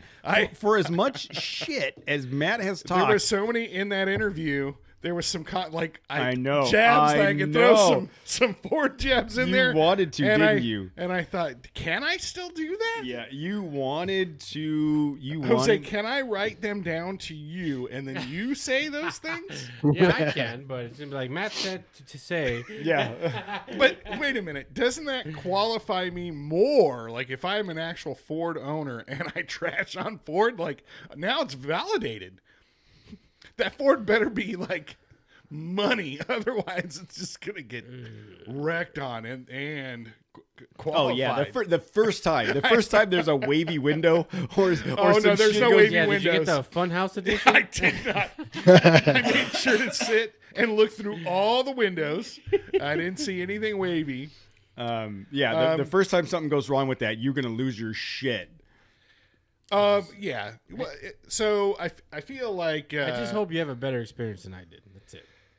Well, here's the reality of the situation. We got a lot of money back for the Renegade. The Renegade was paid off, and we weren't really sure what we were going to get. We assumed we were going to get half of what we got, and that we'd look at a used vehicle, probably 3 to 4 years old, and then try and step up because we didn't have the boys when we bought the Renegade, and we have already outgrown the Renegade. It was. Really, if we were going to see mom and dad in the mountains or whatever, in order to pack all the shit, all your clothing, or if you're going up there with gifts because it's somebody's birthday party, whatever the case may be, that Renegade, there was not barely enough room. I mean, the kids are sitting on fucking clothes, whatever. It was it was tight. And then, going to ball games with the boys, their games, there just wasn't enough room. And that was, for the past 3 or 4 years, they're small, and now they're getting bigger. So it was we need to step up, and we need to get something larger. And so I'll tell you right out the gate, I was looking at the Traverse. I was looking at the new Pathfinder. We did go test drive the new Pathfinder. Just that, anything but. But the deal was that Ford had going on is 0 interest for 5 years, 1.9 for 6 years, and then whatever you could go. And we wanted to keep our payments low. We still wanted like a very low payment. And because they were dealing on 2021s, it was like, well, this is probably the best opportunity, like the best bang for your buck or whatever we're going to get.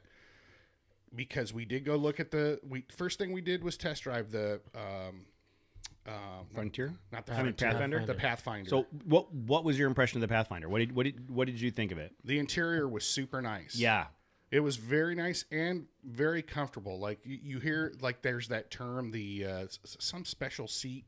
What is it like? Zero gravity. Zero gravity seat. Dude, very. What is it? Yeah, What I Jose don't know, pull dude, this but you know, I looked shit? right at him, Yeah. because he knew. Yeah. Jose is a wealth of information Of on useless shit. random shit. No way. It's very useful.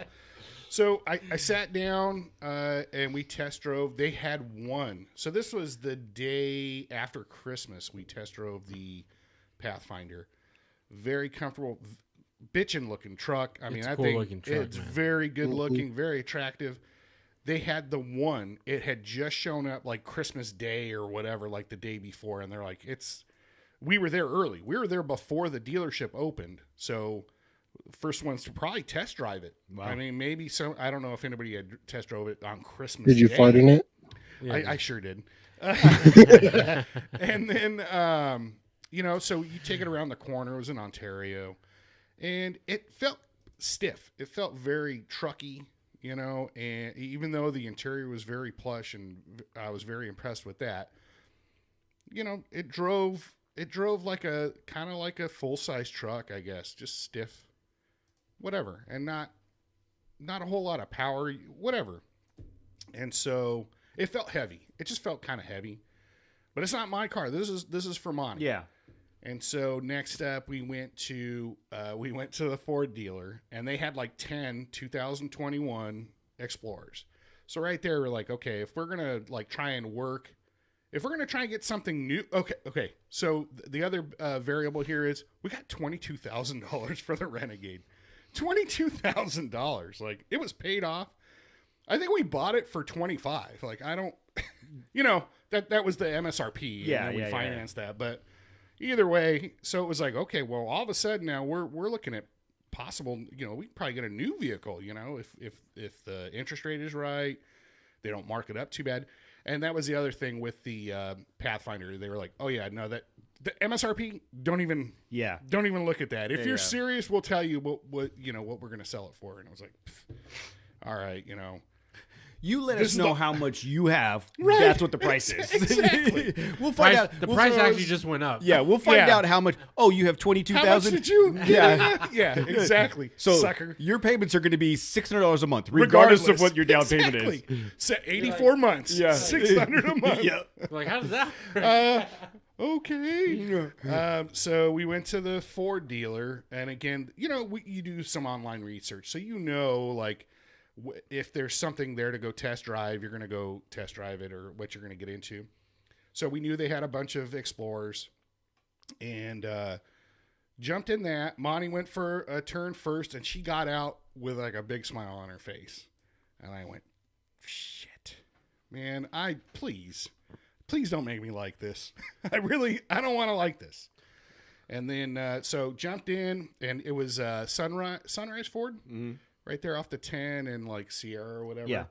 And you immediately come out, you get on the freeway, and it's like a long sloped on-ramp. And it just jumped out, and like a Jetsons car, I never felt it shift. It just pulled the whole, like, wow, this thing is getting up and moving quick. Like I had to brake, and I wasn't even on it. It was just, this thing's got plenty of torque, and it gets up and moves. Then once I got off the freeway, for as big a vehicle as it is, and in the interior, it's bigger. When you look inside, it's pretty big. Yeah. It's not Expedition big, but it's it's way the roomy for Pathfinder, a family of four. It was bigger than the Pathfinder inside. It's like got that, a third row, right? Yes. The Pathfinder had third row too, but I wouldn't want to sit back there, I don't think I want to sit back in the Explorer either, but it seemed to have a bit more room. And then, you know, around town or off the freeway, it felt nimble. It felt like a smaller car. So again, this is Monty's car, and she sucks. She can't drive. I mean, she totaled the little Renegade. You know, that little Renegade. The one thing it was perfect at is like in parking lots, it turned Nimble, on a dime. yeah. I mean, you can get that thing around anywhere. For the size of the vehicle, the Explorer, you kind of got that same sense, like, oh, you can just twist this thing. You know, it had a really tight turning radius. It was really nice. I was impressed. Yeah. And I got out. I text you guys. Yeah. When you text, I text you. Fuck. This Think is I'm happening. buying an Yeah. Explorer. yeah, I'm like, Fuck. motherfucker, he got it. He got it. So we didn't get I it wasn't getting Yeah. your text, Matt. I just all of a sudden I got a text from Jose saying congratulations, and I was like, Oh. what Well, the that hell? was. But yours weren't coming through. Huh. Oh, you probably have the number I have for. Yeah, I was thinking that. He only gives out to his. He gives that number I out to his must have very, a very favorite, filter on it or something. very favorite people. So then we went to, after that, it was like, oh, God, now that's going to be the standard. That's going to be the benchmark. Because, again, the other thought was we're going to be able to work a deal because they have a bunch of them, you know, and Ford was offering that financing cash back. So it was 1.9 for 72 months with 2,500 cash back. Like, yeah, that's great. That's essentially like zero down, you know, or 0%. So anyhow, from that point, reality was like, oh my God, you know, I really did like it. And so we went and test drove. We went to CarMax. So I'm gonna trash on CarMax a little bit because it was a little disappointing. I know you've had a great experiences with CarMax. I wouldn't say great. We've not had any bad experiences. The downside to CarMax is that you're the upside is that they have everything. Like you can go test 15 different vehicles there. True. The downside is once you decide to purchase something, every time we've done it, it's a 10-hour process. It takes for fucking ever, and it shouldn't. But that's been my experience. Our Ford experience was like 3 hours. Really? Corona Nissan, hour and a half. Wow. Yeah. Well, when he bought his Nissan, it was 5 hours. No, that was multiple days. Yeah. Because I went shopping around. Yeah. And whatever. You know, when you have $22,000 in cash and a higher credit rating than I thought, I was like, ho ho ho. Like he came back and when you actually sit down and do the negotiating, he's like, okay, well, yeah, I mean, it looks like getting that 0% or 1.9 is not going to be a problem. And I just went, yes. Yes. Like, and I didn't even tell him I had 22. I told him I had 18 to put down. So I used, dude, I used some leverage. And to be honest with you, Monty was the bulldog she was like, I'm really surprised at that. I'm really surprised that my Shocker. sister is the ball buster and Yeah. that she was the one putting the screws to somebody. She set the mark and that she said, surprises me. look, you can do this a month, you know, at, you know, the 1.9 or whatever, then we'll do it. Well, how about this? What part of, you know, whatever, we were paying $300 a month. What part of $300 a month do you not understand? I didn't say, then, you know, they come down from $345 to Can you do 321? Can you do 321? Yes. And then she's like, you know, again, no, Is the two and the one silent? And then they pulled this. Well, what are we talking about? $15 a month? Yeah. And I went, right? Yeah. What are we talking about? You come down to $15 a month. You MFer? Yeah. I think I told you the story that when I bought the You're Ford. Yeah. I'm a regular human person, you know? when I bought my first Toyota, the guy was like, "We're talking about 25 cents a day. Are you really going to lose this truck for 25 cents a day?" I said, "Can I drive by here and get a quarter from you every day? Because otherwise, I'm not going to have the money to put gas in this truck to get to work." So In your purple fucking Tacoma. Yeah, the purple one. But, you know, you get all cocky like that when you have that. There was no desperation. Matter Yeah. of fact, I already dropped like, well, we'll just go to CarMax because, you know, there's a, and I made sure to point out, like, I'm not a Ford person. I'll go find a used Traverse, like right now. Yeah. So anyhow, that was kind of, I don't want to say it was fun because I hate buying cars, but it was pretty quick. It was better to be in a position of leverage. Yes. Yeah. Because, and then it was okay, you're not going to do the $300, then thank you. Yeah. I appreciate the test drive or whatever. Yep. But at the same time, I had mentioned, you know, this is your last day of the 1.9, this offer for 2020, 2021 vehicles. Do you think somebody else is going to walk in while you're offering this the rest of today? Yeah. You know, because now that deal is off, and now that car becomes a little harder to sell. That's my opinion. So whatever, we were about to get up and leave. Let me go talk. And he comes back with the manager, and he didn't, you know how they come out with the little printout like every time, like, okay, well this is, and then it's like trying to explain. And I'll tell you, I couldn't be more proud of Monty, because she's like breaking it out. Like, well, hold on. You told us that you were marking it, and they did end up marking it up. They wanted to. Yeah. And then we got it without the markup. So, and that's 100% Monty, like, just bulldogged him. You told me that you were going to mark it up 3,000, but according to this, that's like 4,000. Because again, you know, and she's going through everything. You got a line item, and it's a lot easier when you're comparing 0%. Once that's an established thing, there's no variables now. It's 0%. Yeah, it's like it's taxes.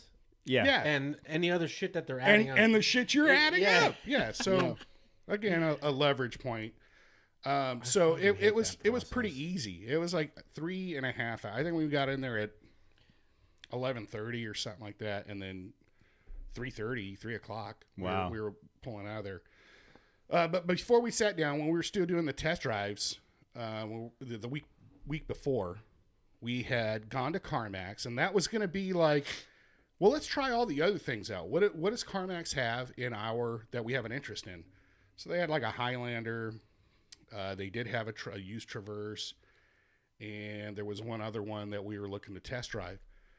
And the salesman was like, well, you know, I'll let you out there. You know, the Traverse is over that way. This is like our SUV area. You can go check those out or whatever. I'll go get the keys for these vehicles you want. And we really wanted to test drive the Traverse at that point. But it was like parked, and it had a car in front of it. And so we looked inside all the other the two other vehicles. And I was like, okay, well, I'd like to test drive the Traverse. Can we do that? Well, how serious are you about buying today? Really? And I go, well, not that serious. Yeah, I'm really not. I just, you know, I thought I'd take advantage of you guys having all these vehicles. I could, you know, in reality, we didn't have the money yet. Yeah. But it was still like, all right, dude, I guess that's it. You know, if you're not going to pull the one car out of the way so I can drive this, then I guess we're done. And we literally just looked like, and I explained to, good day, sir. Yeah. Come to, well, not come I to said find good out, day. But my sister's neighbor is like regional manager or whatever at Carmax.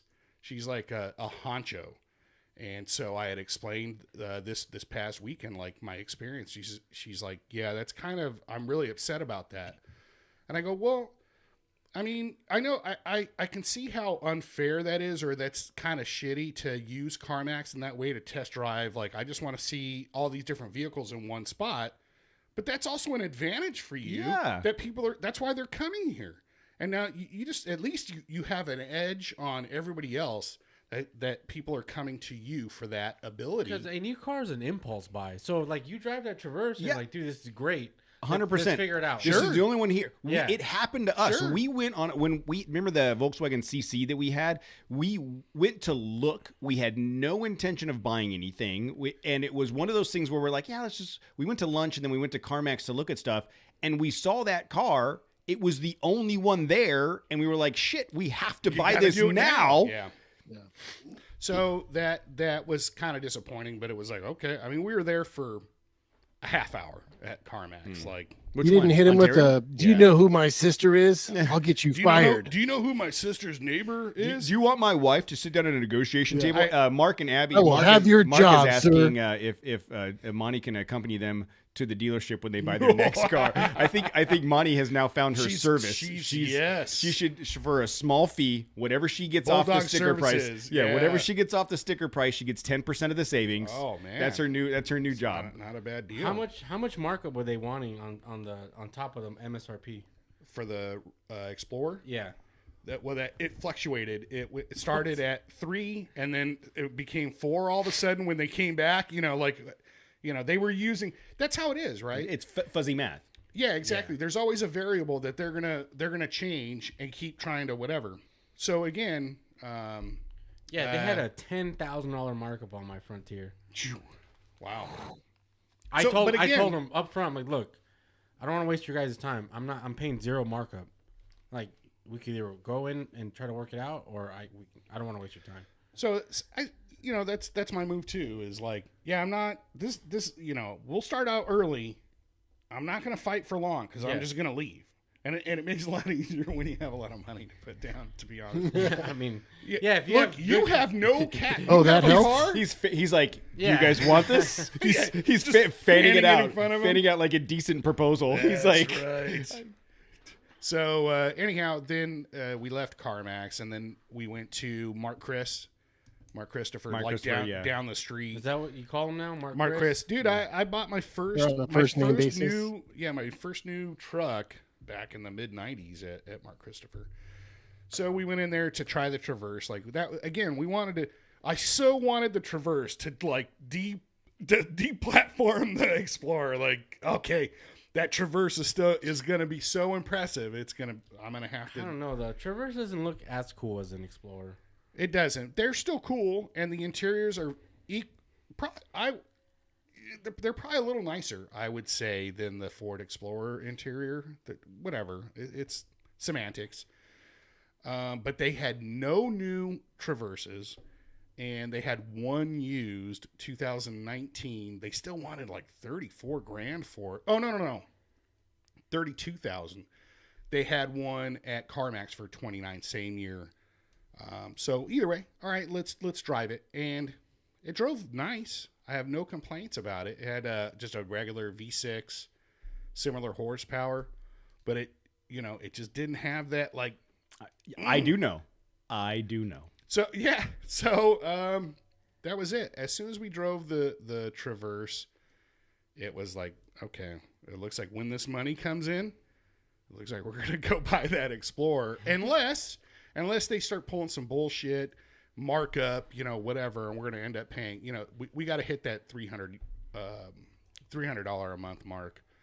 And so we went in and had, we were just, again, it's a much different experience when you have the leverage and it's like, oh, I'll just leave. Like, you need to sell me, fan that money. Yeah. Come get this money.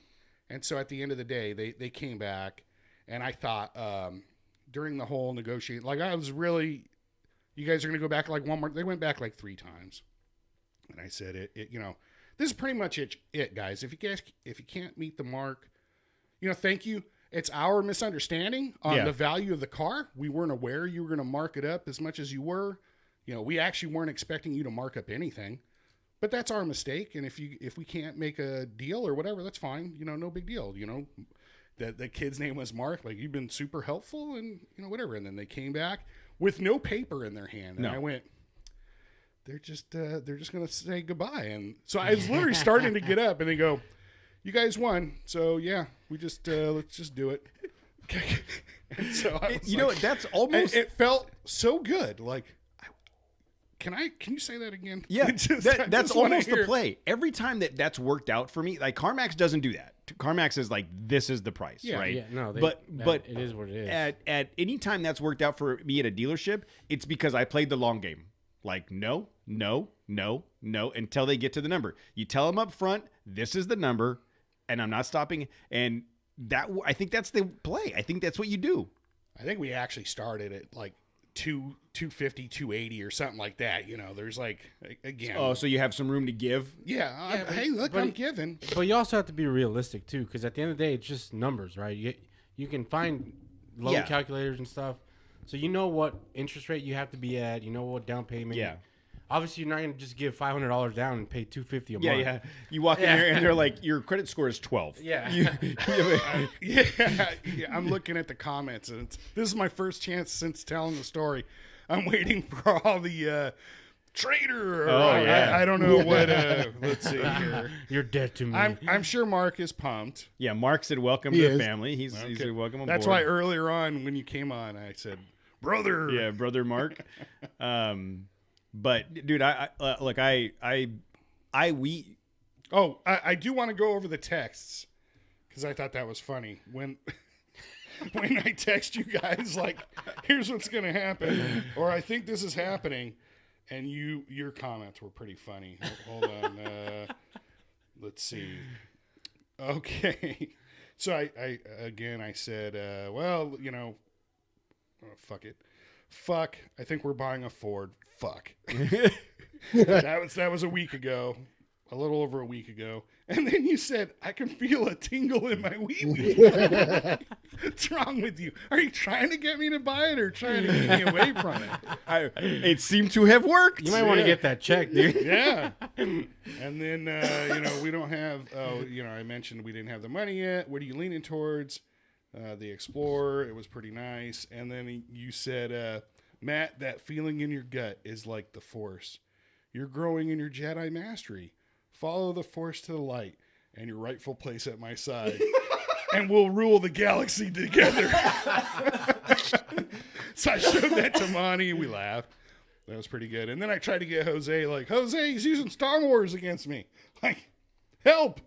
You didn't help. You didn't really fight it. You were just like, whatever, loser. Yeah, I deleted you from my phone. Oh my God, it's official now. So yeah, that was my Ford buying experience. Case we lost one. We lost another one to the Blue Oval. Well, hold on. Well, he still has Frontier. He's not going to hardly drive. You're as much Frontier as I am now. That's true. That is true. I did put on my ditch lights, so fucking light. I got that going for me.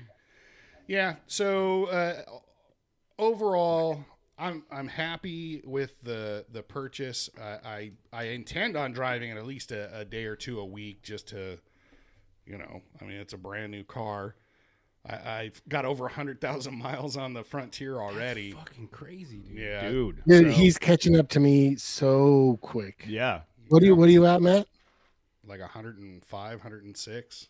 Oh my God. Yeah. By this time next year, you will have more miles than me. Well, no, I'm going to drive a Ford Explorer as much as I can. But that one caveat for me was until you fart in it, and mommy's going to be like, no. The reason why we got so much money, I think, for the Renegade is it only had 38,000 miles on it. It was a 2015. Yeah. So it just sat. Monty doesn't drive very well. She just goes to the store on occasion, goes to mom and dad's. She's not commuting every day. Yeah. So, okay, well, we're gonna put out this kind of money. We got a payment again. I want to be able to take advantage of driving something nice. Yeah. Not that the Frontier's not nice. It's just it's stiff. It rides rough. It's a different vehicle. This is a different level of comfort. You know what I mean? Yeah.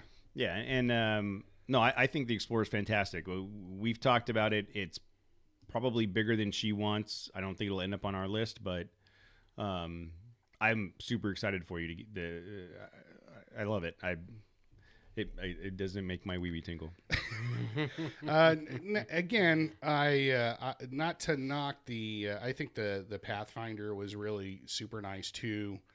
I think it's a little nicer looking than the Explorer, but they're comparable as far as looks. But I do think the Explorer was a little bit bigger. Yeah. Well, and the Pathfinder being brand new and limited, I doubt that you would have been able to get the same deal. No, exactly. We didn't even sit down. It was just that he had already said. I think the sticker was 36. Sticker on the Explorer was 38. So I had just assumed at that point, like Jose said, probably $10K for the Pathfinder. Yeah, the Explorer's been around long enough to where they still have inventory they want to get rid of, and the Pathfinder I think is going to be brand new. Yeah, I priced out Pathfinders when I was looking, and they wanted like 5 to 10. Yeah, over asking. Yeah. So, and again, there's the leverage there. I wasn't going to get that kind of. I mean, the money's the money, but I don't think I was going to get the the incentives, you know, the cash back and the APR. Being the last day for those incentives, like they needed to sell it as much as you needed to buy it. Yes. So. Yeah. So essentially, they took back their markup, and I got it for a sticker. Dude, it's pretty awesome. Yeah. It's exciting. What color is it? White. It's the right color. Wow. Yeah, that sounded horrible. Yeah, that's my truck is white. The white Ford. It's okay. But I do intend to be critical with it. If I have problems with this thing, everybody's gonna hear about it. I can't wait. Everybody's gonna hear about it. I was Ford's gonna hear about it. Yeah, I was critical about the Explorer that we bought that we had for 2 days. Remember the one from Carmax where the light came on and we turned it back in? Yeah. For the 2 days that we had it, I loved it. That was like the Interceptor version, right? It was You literally lost a Patreon due to your Ford purchase. It was the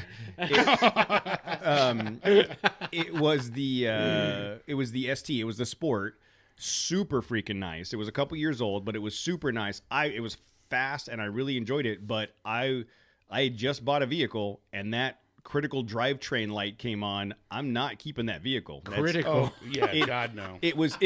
I think we told the story when it happened. It was like imminent failure, service drivetrain now. And the guy was like, I can put the reader on it and check the code. Nope, here's the key. Here's the key. Put the reader on the. Yep. You should have done that before you sold it. Here's my card. Put it in the reader so I can get my refund. Exactly.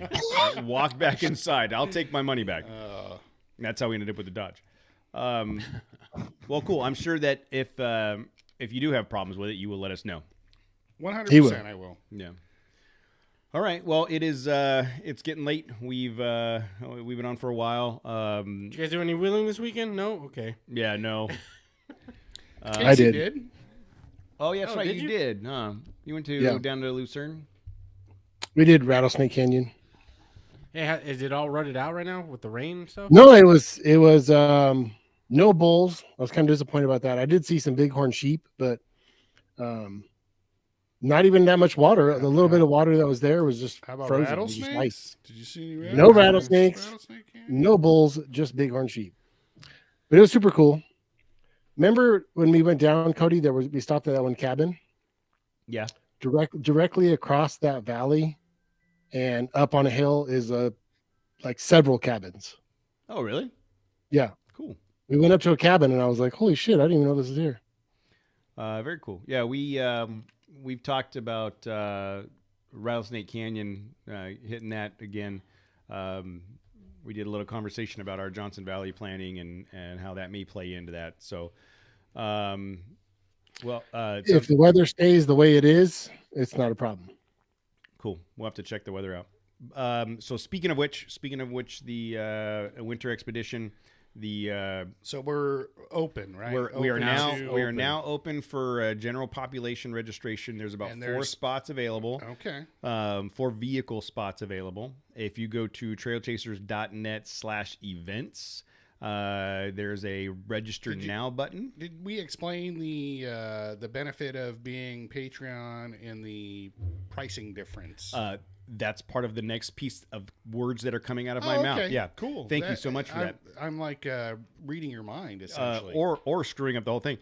So if you go to the event, probably screwing up the whole thing. Trailchasers.net/events. Let's be honest. There's a register now button, and when it takes you, when you take you to the register now, there's 2 prices there. There's the Patreon member winter expedition price, which is $45, and then there's the listener winter expedition that's $85. So as a benefit of being part of the Patreon support team, the Trail Chaser support team, you get discounted registration on all of the Trail Chaser expeditions. So in this instance, it happens to be a $40 savings. That's not going to be the same all the way around. It's depending on what the cost is for the things that we're trying to provide.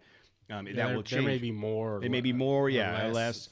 But on this one, we're able to work it out to where it's about a $40 savings. So for if it was $40 each time and you went to all 4 winter expeditions, that would fully pay for your Patreon for the year.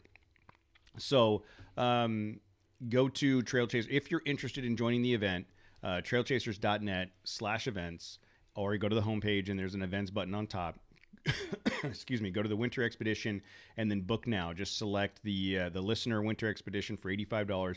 Book now, enter your information, and then that'll get you a spot on the trip. We're going to take the first 4 that sign up. First come, first serve. When you book this, it gets tagged by a timeline, so we'll know who the first 4 are. I'm going to monitor this, so as soon as we get to that number, I'm going to turn it off, so that we're not, having to refund a bunch of money.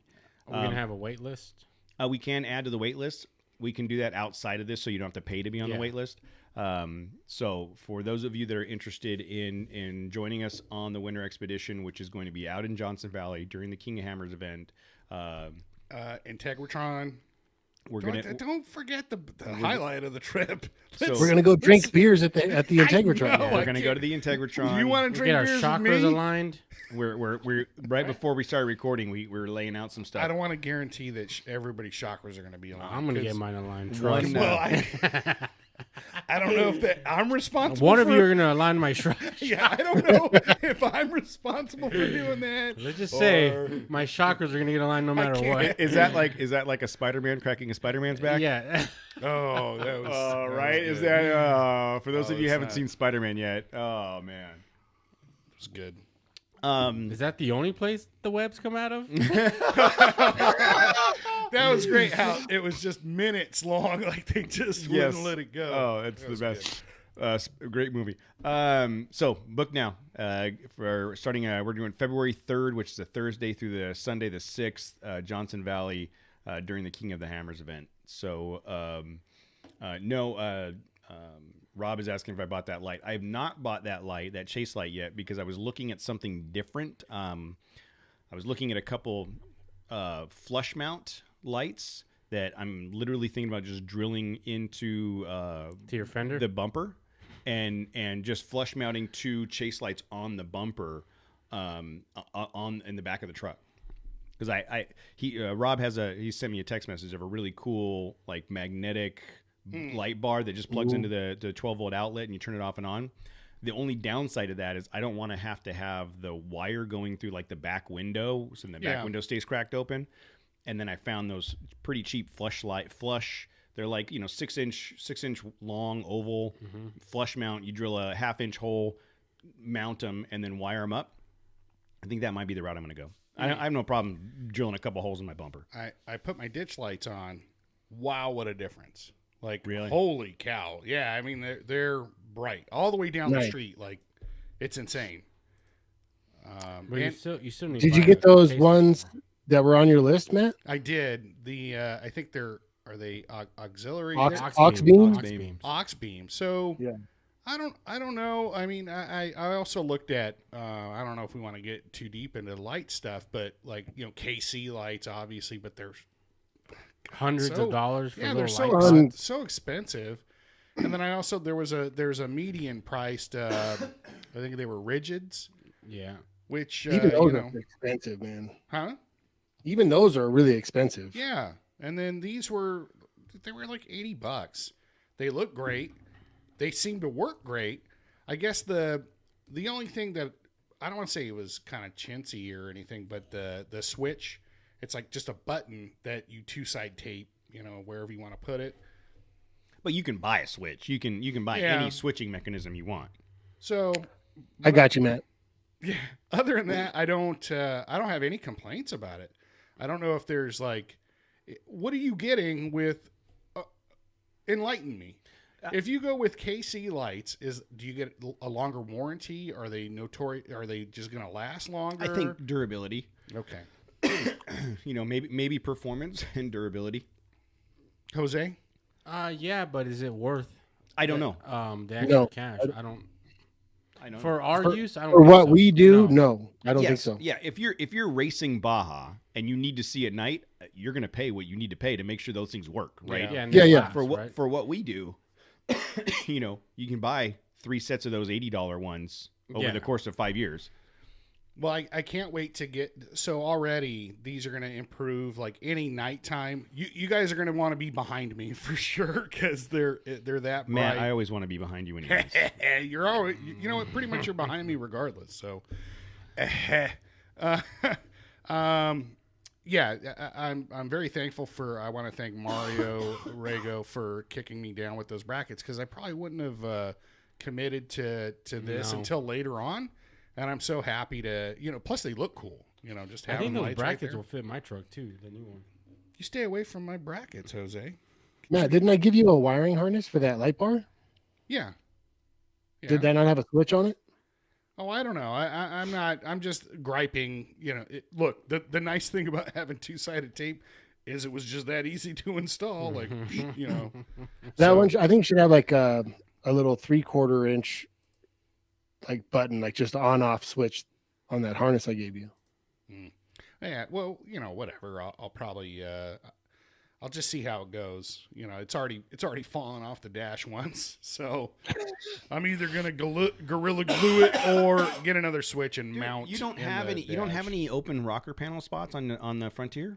There's no vacant blank plates. Yeah, I think there is Go one to or two. yeah, go to Nissan and just get a rocker. Order the rocker panel that snaps in. No, it has it.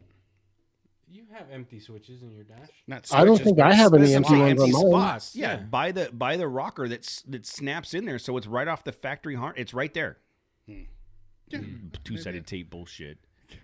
It's Gorilla 2-sided tape, so it's Excuse you. It's probably nicer than the Switch. The amount of money I paid for that tape. Okay, yeah, I just wanted to gloat that.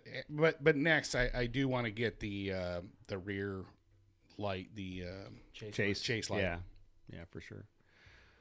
All right. Well, we will work on that before the winter expedition, I'm sure, at some point.